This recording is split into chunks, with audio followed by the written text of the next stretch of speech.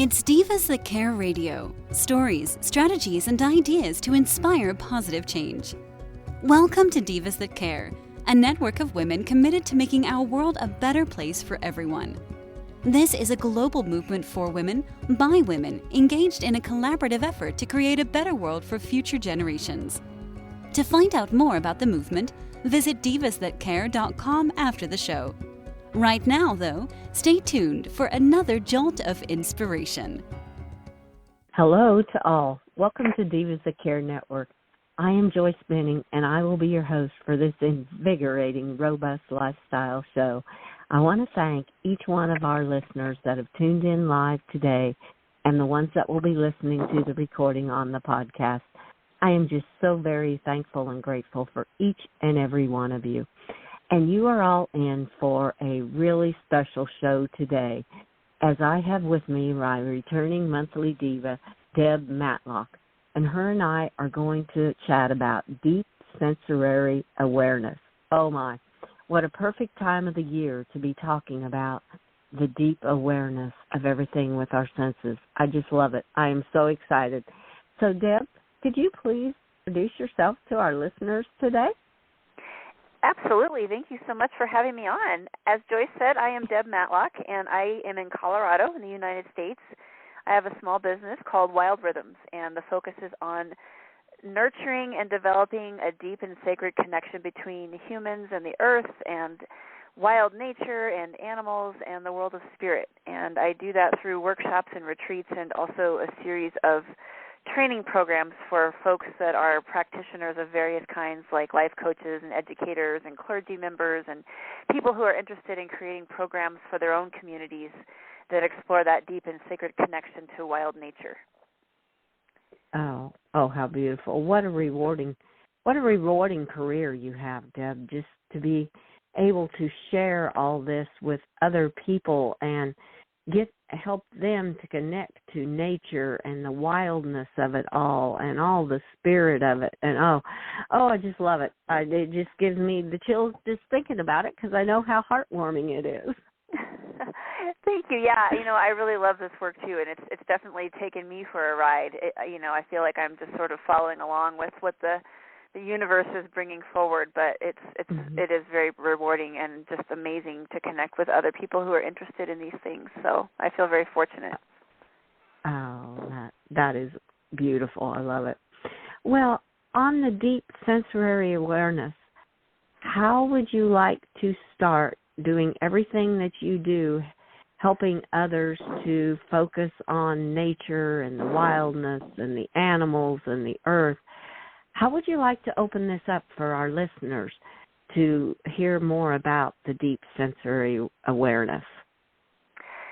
I love this topic because I think it's one that I think is one of the most empowering, and that is that we as physical beings living on this earth, we have a multitude of senses, and these senses are literally the bridge between us and all the rest of life around us, and also I think extending that to the world beyond what we can see and touch and hear and feel. And I think that whether we have all of our senses or not, because of course not all of us do, but we all have some. Whether, we touch, we see, we hear, we feel, we taste, we sense, all kinds of other ways of experiencing the world, and we can talk more about how senses are not just the 5 that we often hear about, but there's many more. But I think it's something that we all carry with us, and so no matter where we are in the world and no matter how we are in the world, we have this very amazing and powerful way of engaging with all of life around us and bringing it into ourselves and into our souls and into our spirits in ways that just change the way that we see the world. Oh, I so agree. And I so feel we have so many more than just those 5 senses within our human bodies, because there's the sense of feeling things, and the sense of a warming heart when you hear something, and just there's so many different examples to me, that show that we have way more senses than just the 5 that are normally focused on. So what's your take on that? Do you feel that there's a whole lot more deeper senses within us than just the 5 that we always hear about? I really do, and I think it's interesting because I've read articles over the years where I've heard, people have said we have 50 or we have 105 or we have, an infinite amount, and so, what that actually is, I certainly don't know, and I think it's kind of a fun thing to explore and discover. But we have, we talk about seeing and hearing and tasting and feeling and, but what about taking all of those to deeper levels, and then, what about, like you were just saying, feeling in a complex way. Like, yeah, we can feel textures. As I sit here talking to you all, I have a cat in my lap, and I can feel his soft fur, and I can feel the vibration from his purr, and I can sort of hear his purr, although I have headphones on, so I can't hear it as fully, But also, what about the feeling going beyond just feeling the fur? What about the feeling of intuition, or the feeling of insight, or that feeling of inspiration that, I know we've talked about in previous episodes? Just seeing the sunset or the sunrise is just sometimes the awe that inspires within us. Is that the same kind of feeling sense, or is it a different one? Is there a different description for that takes it deeper? And how do we describe the things that we feel in our dream states, when we're asleep, but we're having these vivid dreams if we do that? So I think that this is one of those things where the terrain is almost infinite of what are the ways that we have the ability to sense the world around us. Oh, I so agree, because I think it goes so much deeper. It's like it goes into your soul. It's the senses that are in your soul and in your spirit, because just like I'm in my office and there's a cool breeze blowing through the window, and it's just feeling that. But how does it really feel on the inside of me to feel that breeze and the feeling of the seeing of the greenness of the leaves on the trees? And yes, I can see it, but what's the feeling inside of me? What joy, what energy, what does that bring out that's inside my soul that really ignites me or makes me feel so much happier or joyful or more warm on the inside? I think it goes so much deeper into each person's soul, and I think each person experiences these things in a different way, in their senses of what they are aware of and what makes them put a smile on their face. And so that's kind of how I feel about it. It just goes deep into your soul on all these different you see and feel and touch. Oh, yeah, and I think, when it goes into our soul, like you described so perfectly, it has the power to stimulate other senses within us. So, for example, I remember the smell of my grandmother's perfume, and she has since passed on, and I don't know, a few months ago I got a whiff of a smell that reminded me of her perfume. So there's the physical. I had a sense, and I got a little bit of a smell, and I have I don't have full ability to smell, but this was strong enough that I could taste a little. I got a little bit of it kind of going in, And what it did after that was it flooded me with these memories and all of this beautiful, heartfelt. Just I missed her. I loved her. It made me happy to think of her again. And then from there, where do these things take us? So that it made me reflect on who she was as a spiritual person.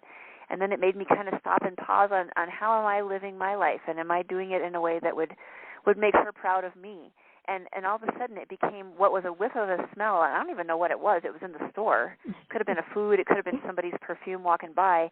All of a sudden I'm going into a place of reflecting on my spiritual path, while I'm trying to buy produce, And I mean, that to me is one of the most powerful things, is that, like you said, it goes into our soul and then it stirs things up inside of us. And it invites us to live in a really visceral way, and in a way that is not just in the focused frenzy of whatever our routines are and piles of email and honking horns at the red light or whatever it is. It takes us into this place that I think allows us to sort of live almost like our life is a prayer all the time. Yes. Oh, that was such a beautiful, heartwarming experience that you shared of just that smell and what all started to feel inside of you and the memories, and you were visualizing it and just all of that. That is what is so beautiful, and that's where I think our senses go so much deeper. It's just like this morning, the redbirds around here were just singing, and there was one right up in the tree when I was out with my horses, and I asked it if I could take a picture to share because I thought, I'm going to share this because it is so beautiful. So I shared it with my adopted daughter, and she texted back right away, loved that image. And it was heartwarming because you think of other things you can do to put a smile on someone else's face or to make their day a little bit brighter. And when you let those senses go inside of you and start to work like that, it is just incredible what starts to come out, just like with your experience. Oh, that's where I think it goes down in deep. Yeah, and I love what you bring up about how you shared the picture of the bird, because I think that our sensory experiences also do allow us these beautiful windows and ways to connect with each other. So not only is it helping us to connect to our, the world around us and maybe our own experiences and memories and things like the story with my grandmother's perfume, but you shared this, and so that impacted her day. That picture, she got that. It did something to her heart. And who knows what domino effect that set off within her, seeing the picture of the bird and receiving that from you, and where did that journey take her with that? And so I think that's the other thing. And you think about things like, the beauty of a sunset or beautiful art or music or, just some of the things that we as humans that we create or we enjoy based on our sensory experience of those things.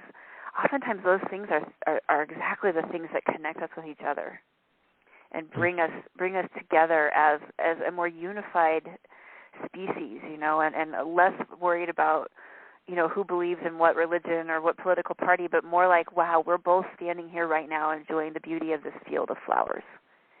We have that in common. It's those deep sensory experiences, I think, can be such common unifiers and, dare I say, agents of peace, like community building, those sorts of things.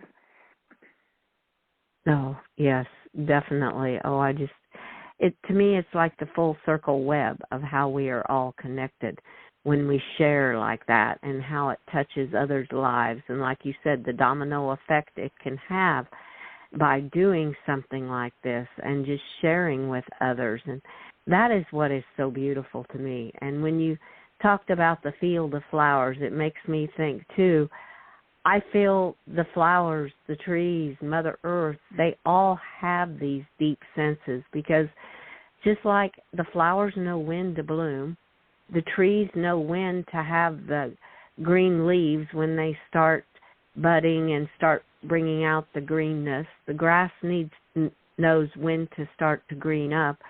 It's just amazing to me how they all know this, and it has, to me, it's a deep sense within them that it's this time of the year that we need to start all this. And it is just such a beautiful full circle how we just impact one another, what the trees and the green grass and the beautiful flowers do for myself.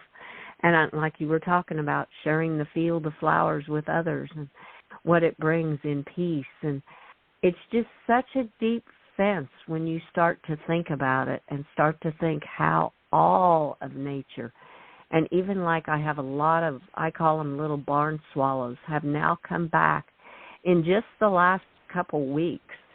And they're flying in and out of the barn. They're the ones, they have their little mud nests that they had from last year. And they just know. That's that sense in them that they know when to return. And it's just magical to me. I just love it. Yeah, and what you're describing, like with the return of the barn swallows, and I love those little birds too. We get them where I live on, like, the trails have little bridges over them by the creeks and stuff, and they like to nest up underneath in the on the bridges, and they're just so happy and they're so busy and they're just back and forth. And when I notice them, it makes me slow down.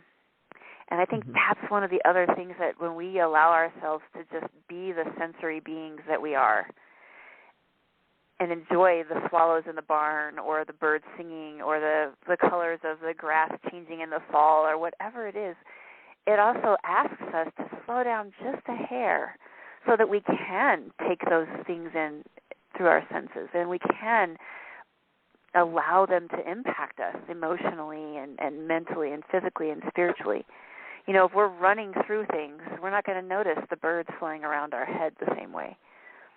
It's a beautiful part of I think it's kind of I personally think of it as a piece of my spiritual practice, is that slowing down enough to allow my senses to actually be able to really work and to be able to really inform me and my day and my way of being in the world. And just, I would miss so much. And I do miss stuff. There are days I'm in a hurry. There are days, that it's like, oh gosh, I can't even see straight. There's so many things going on.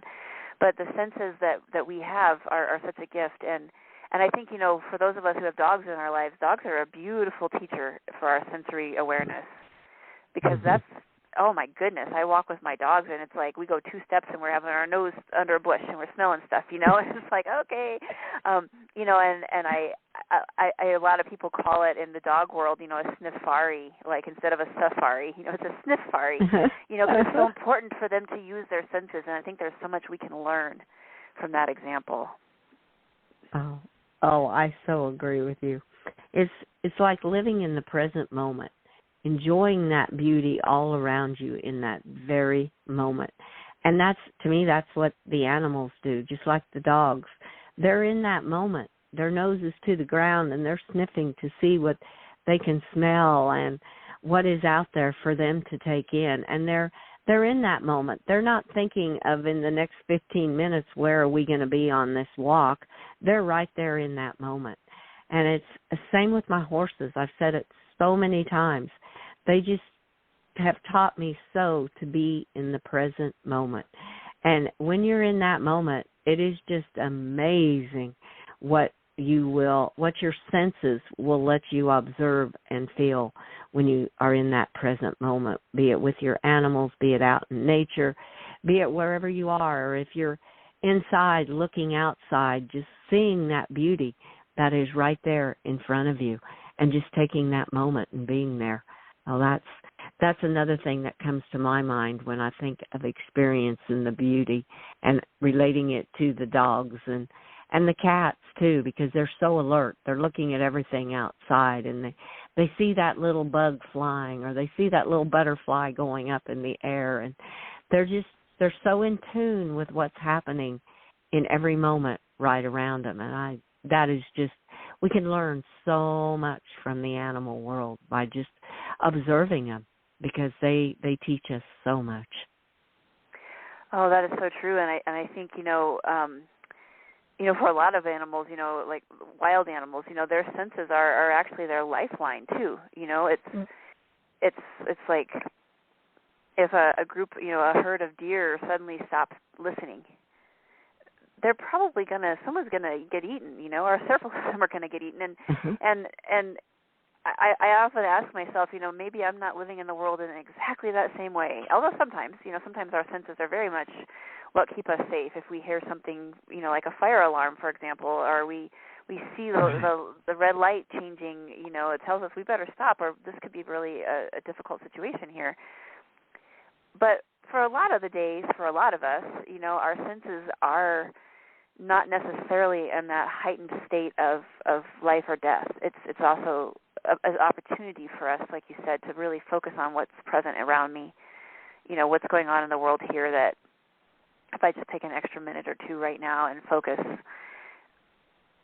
how is that going to make me notice something different? How is it going to make me aware of what's going on in a different way? How am I going to know, like there's some kids across the street that are homeschooled, and I can always tell when it's lunchtime for them because I hear all this giggling outside when it's warm, even when it's cold sometimes, But it's like, it's just that little bit of awareness tells me, oh, it's time for lunch. And sometimes it's actually made me stop and say, oh, maybe I should have lunch. I was just in the middle of working on something, wasn't paying attention to my body saying, hey, I'm getting hungry here, But it was an awareness of the surroundings. And again, I think not everybody has all the senses, like I actually hit my head 10 years ago, and it messed up my sense of smell pretty badly. I lost it completely for a few years, and what I have now is I have some smells and some distorted smells, but I've sort of started to learn to focus on it in a different way. I think I was taking it totally for granted before I lost it, and now as it slowly returns, or maybe it hopefully will slowly return, it's like I can just appreciate it differently. And I think so even when we're missing one or two of our senses that make life a different experience, we still have all these other ones, these potentially hundreds of other senses that we can focus in on and allow to be a really important guiding force in our lives. Oh yes, how true that is, because it makes me think of my one older dog. He doesn't hear much of anything anymore. But the rest of his senses, he feels that touch. He's always watching where you're at. And, yeah, it's extra steps to go make sure he knows where I'm at, because he can't hear me call him.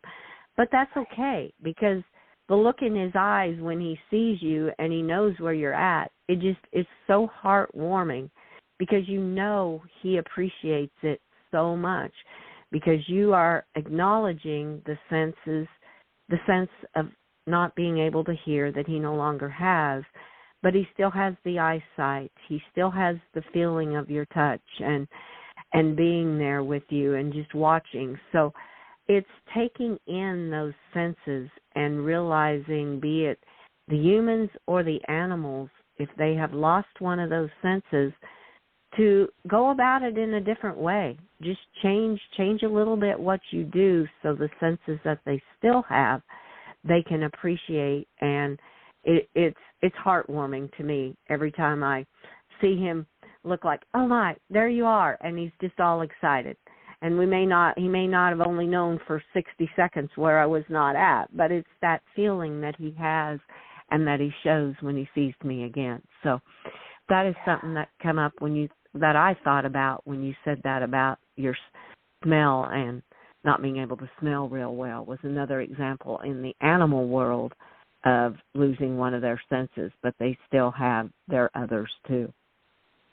Oh my gosh, that's a great story, and in fact, I can relate very much, because I have an almost 16-year-old border collie here who has lost the bulk of her hearing, and our relationship has changed a little bit, because like you said, I have to get in front of her, and now we have a few little hand signals. When I want her to come with me, I kind of wave my arms and smile at her, and like you said, it's the deepening of our connection. It's almost like we were already really, really closely connected, and now it's added another level, another layer, another way for us to engage with each other and communicate. And she's a little bit of cognitively kind of losing some of her. Every now and then she'll get a little bit, I think she actually overstimulates sensory sometimes and kind of just looks confused a little bit. And if I just gently sort of pet her and touch her and look at her, she'll just give me a kiss and wag her tail, and it's like, oh, okay, great, everything. So again, our communication has become a different, whereas 5 years ago I would have said, hey, come on, let's go. Now it's like I'll pet her gently on her back so as not to scare her, and then she'll turn around and look at me, and it's like we're still communicating. And I think that's something that so many people can probably relate to, whether it's with their animals or with people in their lives, or it's just our sensory abilities allow us so much deep engagement. It's like when my grandfather was at the end of his life and he couldn't really communicate verbally anymore, I could touch his arm and I would tell him, this is your granddaughter Debbie, I'm right here, and he would squeeze my hand. He couldn't do certain things, but he could receive some. But as soon as I touched him and grabbed his hand, and he felt me there, then he would squeeze back. So the sensory connection is so darn profound, and it's so much a part of our lives, whether we're aware of it or not. Yes, and it goes so deep.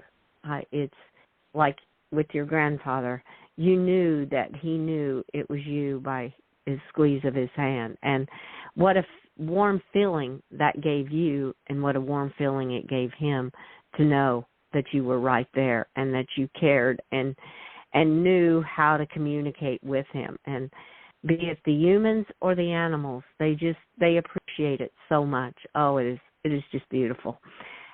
Deb, I knew this would go so quickly. I'm like, oh my! It seems like we barely started talking about this. There's so many more depths we could go into. We may have to do a part 2 of this one, because this is wonderful.